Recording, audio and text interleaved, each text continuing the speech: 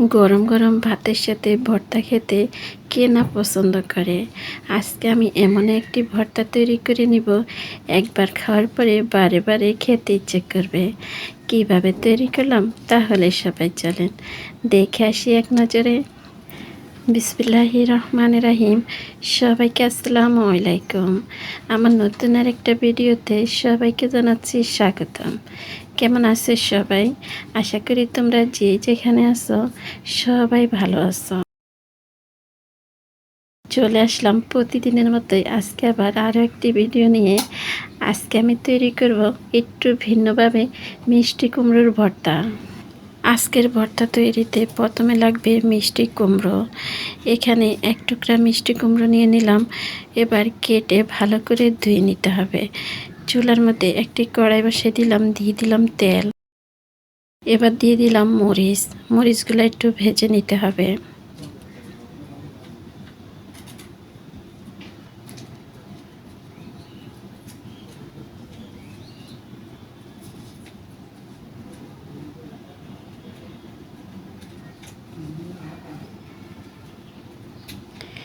মরিচগুলা ভাজা হয়ে গেছে, তুলে রেখে দিলাম।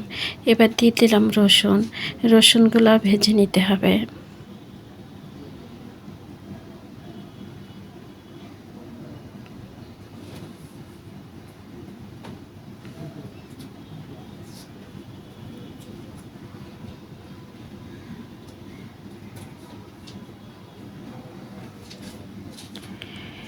রসুনগুলো যখন হালকা বাদামি কালার হয়ে আসবে, রসুনের উপরে দিয়ে দিব পেঁয়াজ।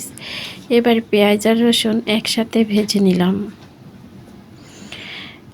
রসুন আর পেঁয়াজ যখন ভাজা হয়ে যাবে, এবার দিয়ে দিব মিষ্টি কুমড়ো।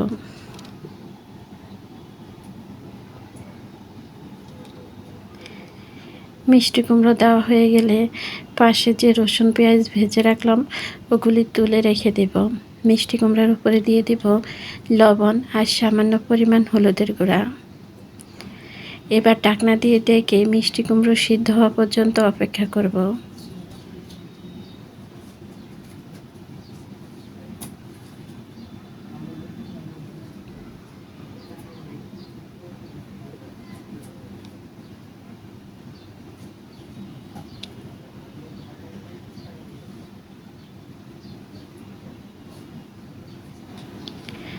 ঢাকনা দিয়ে ডেকে মিষ্টি কুমড়ো সিদ্ধ হওয়া পর্যন্ত অপেক্ষা করব। মাঝে মাঝে একটু নেড়ে ছেড়ে দিতে হবে। মিষ্টি কুমড়ো হয়েছে কিনা দেখে নিতে হবে। মিষ্টি কুমড়া সিদ্ধ হয়ে গেছে, নামিয়ে একটু ঠান্ডা করে নিতে হবে। এবার একটি বাটির মধ্যে দিয়ে দিলাম লবণ আর মরিচ। এখানে জাল নিজেদের পছন্দ মতো দিতে পারেন।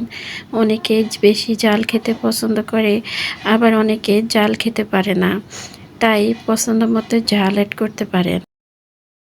এবার আগে থেকে ভেজে রাখা মরিচ আর রসুন দিয়ে দিলাম।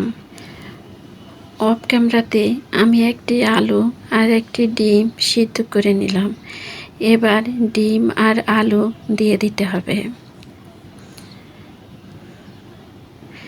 ডিমটা দেওয়া হয়ে গেলে একইভাবে আমি আলুটাও দিয়ে দিব।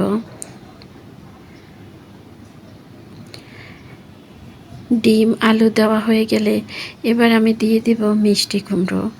অনেকে তো অনেকভাবে ভর্তা তৈরি করে খেয়েছেন, একবার এভাবে মিষ্টি কুমড়োর ভর্তা তৈরি করে দেখবেন। মিষ্টি কুমড়োর এই ভর্তা অনেক মজা হয় খেতে। এভাবে মিষ্টি কুমড়ো দিয়ে ভর্তা তৈরি করলে সবাই কিন্তু এই ভর্তা দিয়ে ভাত খেতে পছন্দ করবে। এবার আমি দিয়ে দিব মিষ্টি কুমড়ো। একসাথে এবার সবগুলি মিশ্রণ মাখিয়ে নিতে হবে। খুবই অল্প সময় তৈরি হয়ে গেল দারুণ মজার একটি ভর্তা। কেমন লাগলো আজকের এই ভর্তা তৈরি কমেন্টে জানিয়ে যেতে পারেন। আর আমার সাথে একটু পর্যন্ত আপনারা কে কে এসেছেন আমি জানি না। আপনারা যারা এসেছেন একটি লাইক দিতে ভুলে গেছেন, একটি লাইক দিয়ে দিবেন। আর এরকম সহজ সহজ খাবার রেসিপি পেতে আমার চ্যানেলটা সাবস্ক্রাইব করে দিয়ে এভাবে সবাই আমার পাশে থেকে যেতে পারেন। আর আপনারা যারা এই কাজটা করেছেন আপনাদেরকে জানাচ্ছি অসংখ্য অসংখ্য ধন্যবাদ। সবগুলি মিশ্রণ একসাথে মেখে নেওয়া হয়ে গেলে এবার দিয়ে দিব তেল। সর্ষের তেল ছাড়া তো ভর্তা খেতে ভালোই লাগবে না, তাই তেল দিয়ে আবারও ভালো করে সবগুলি মিশিয়ে নিতে হবে। তৈরি হয়ে গেল ভর্তা।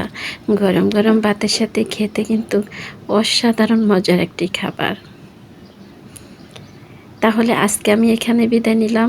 আপনারা সবাই ভালো থাকবেন, সুস্থ থাকবেন। দেখা হবে, কথা হবে পরবর্তী ভিডিওতে। ওই পর্যন্ত সবাই ভালো থাকবেন।